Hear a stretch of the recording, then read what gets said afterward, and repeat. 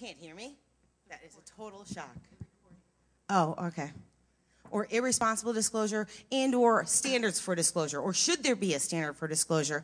And if there is a standard for disclosure or a guideline perhaps for responsible disclosure, does that make it legal? Is there any non-repudiation? Is there something that would be a de facto standard for, let's say, Katie, if in fact she presented a disclosure or a vulnerability or an exploit, and then it came back to her for doing due diligence and it was, spread nationwide? Whose responsibility is what? To respond, to report. So those are the things that we'd like to talk about today. Not too in-depth, but I'd like to be very controversial. I don't think we're going to have a problem with that. So to begin with, I'd like to start with Stefano introducing himself because he's from Milan, and I'm not going to say the verbiage correctly, who he represents. Politecno di la Viva? Wow. You pride yourself with being Italian, so you should be able to say Politecnico di Milano. Yeah, my name is Stefano. I'm a professor at Politecnico di Milano, which is Italy's largest technical university. We have 38,000 students graduating in engineering. 120 of them take my computer security course. During the computer security course, they have a hacking lab where they learn how to hack applications. And after that, they begin to try to hack into the other applications of the university. And so basically every year we have like 100, 120 bug reports to file with the university administration. No penal cases yet. I'm counting on having some by the end of this year. And that's part of my experience in vulnerability discovery. The other part is I founded 6 years ago a company called Secure Network, which is doing security research. Our guys have been presenting at Blackhat for years, actually.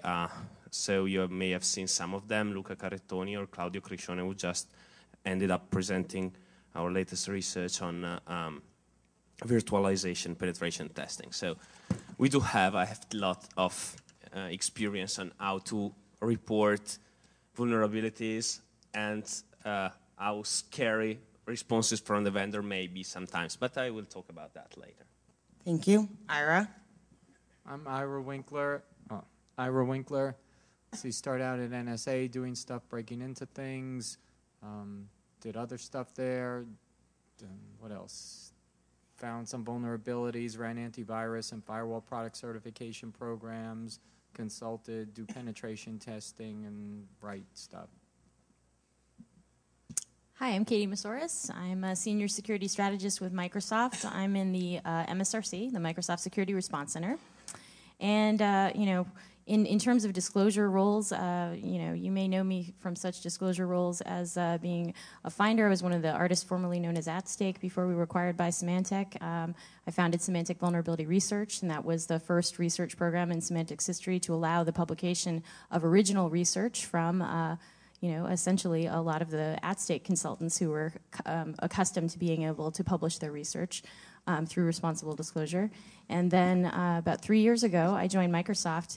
And a couple years ago, actually, at Blackhat, we announced one of the other programs I founded, which is Microsoft Vulnerability Research. And let's see. So I have been, a finder. I've been a coordinator. I've certainly been a vendor. I am, on the vendor side right now. And I've also been, on the security response side for vendors of, obviously closed source software, but also open source software. About 10 years ago, I was a Linux developer. It's okay, they know about that. And at that time, I founded, essentially the Security Response Center for a small Linux operating system company, and I handled it soup to nuts, in terms of I actually rolled the patches myself, and I put them up on the FTP site. So rolled patches? Do you want to elaborate on the rolling? Well, we can get to that later, but yeah. We'll go to Dan soon here. Yeah, put it this way: if you roll your own patches, for God's sake, don't smoke them. So, but anyway, so I've been at a lot of different roles in the disclosure debate, and last week, as part of what we're doing in the ecosystem strategy team, we talked about dropping the old responsible adjective out of disclosure. and instead going with something more rational, objective. So, we would like to call it coordinated vulnerability disclosure, and we can talk more about what that means a little bit later. I'm going to give the mic to Dan now. Thanks, Katie. Dan? First of all, who doesn't know Dan? No hands go up. Shock. Go ahead, Dan. Oh. Well, I'm Dan. Apparently, you guys know me. You probably all know about the finding of the DNS flaw, a horribly difficult thing which took 2 days. The fixing of the DNS flaw has been a rather longer and still ongoing to this day endeavor. Like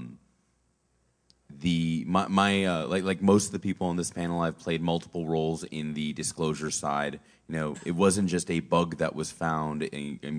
I basically had to live with the consequences of the find in a fairly direct manner of actually dealing with the remediation.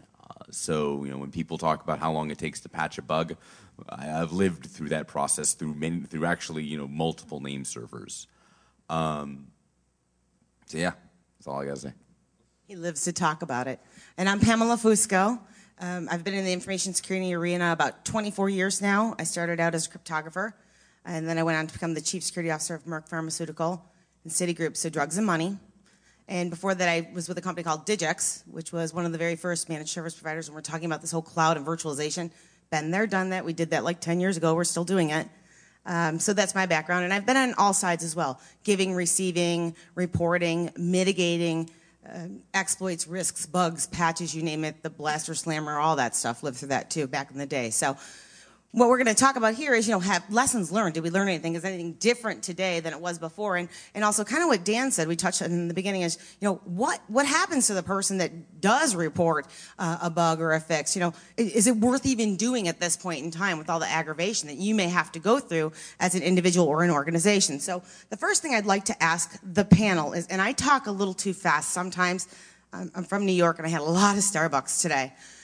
That's a result of the Qualis party last night and some of the Net Witnesses party, so I'll try and slow it down a little bit, if you will. So the first question I'd like to ask the panelists is, what does full disclosure mean to you, Stefano? Okay. May I get Here. Okay. So we were discussing this with Ira earlier, actually. On one side, I must say that I've been hearing this debate for a very long time, and I began looking at and using, and I will not comment any further, vulnerabilities in 1996, 1997, and this debate was already, beginning to start. And well, full disclosure means originally just to release every detail of a bug finding that you made. So actually, there's no real, it's not like it's two different things. Are you pro full disclosure or pro responsible disclosure? It's not two different opposing things to me. But usually, nowadays, when you talk about responsible or full disclosure, you mean to put them in comparison, in contrast, where full disclosure means you disclose details as soon as you find them or as soon as you want them to disclose them, and you don't care about coordinating with the vendor. So I must say that actually, when I read about the new name that Katie proposed for coordinated vulnerability disclosure, I think that is actually a much better fit to describe what it is about than responsible, because responsible is emotionally charged. So I don't know. I would not publicly call someone else irresponsible or say, okay, this is responsible just to mean this other thing is not. But the question is just full disclosure. Yeah. Responsibility. Yeah. Full disclosure means that you are going to teach the others everything about the bug. So how the bug was discovered, how the bug can be exploited, and what are the consequences of a bug. Just contrast this with the usual CVE entry, which just tells you, there's a bug here, update to this version, and look, maybe sometimes there's a link that says, here there's additional information. But if vulnerability disclosures were all like CERT or CVE entries, then we would not have all the details. This is what we used to do before full disclosure took place, actually. And there's a set of historical reasons that I'm pretty sure many of the people in the audience know why this has happened, actually. So I will just pass by to Ira, which I'm sure is a very different opinion than mine on this topic. So. No, I mean, generally, we have the same definition of full disclosure. The issue is what the actual implementation is and the implication, because there always seems to be the full disclosure versus responsible disclosure camps, and the full disclosure people say, let's put everything out there, let's do it. The question that is not addressed in the terms by definition is when, which comes under responsibility. But the point of the fact is when people say they're for full disclosure, inevitably it does mean that they're for full disclosure whenever they damn well seem to want to do it. That's what the definition of full disclosure is in practice. You can have a dictionary definition which says put it out there, but the important part is not full disclosure or partial disclosure, but when and the process. Because full disclosure, just by definition, is you disclose everything. When and how is the bigger issue. And that's later, right? But do we really disclose everything in full disclosure? You disclose It's debatable, much right? more than you should. Let's just say when people disclose full disclosure, they disclose much more than is reasonably necessary to accomplish what the goal should be.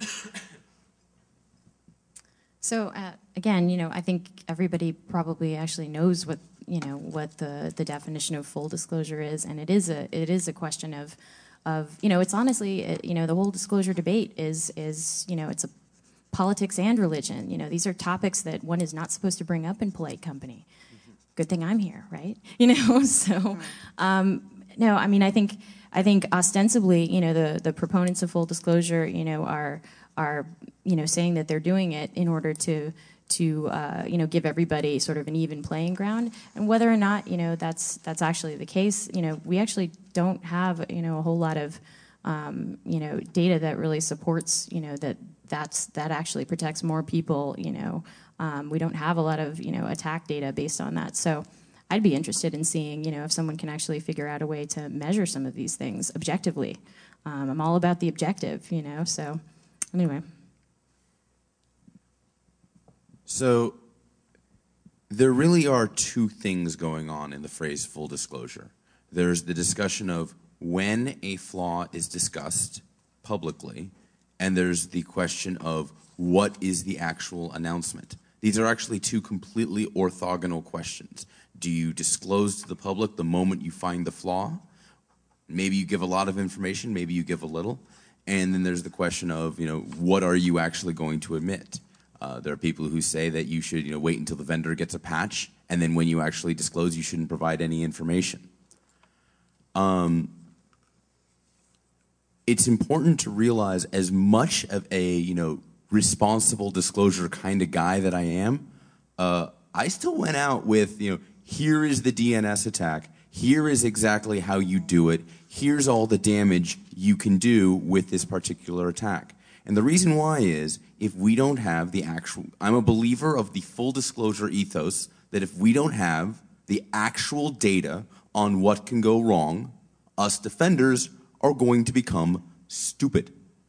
We will, quite literally, defend against ghosts, things we don't know what they are, don't know how they work, we just sort of guess and we just sort of assume, and that scares me, because I have seen, frankly, very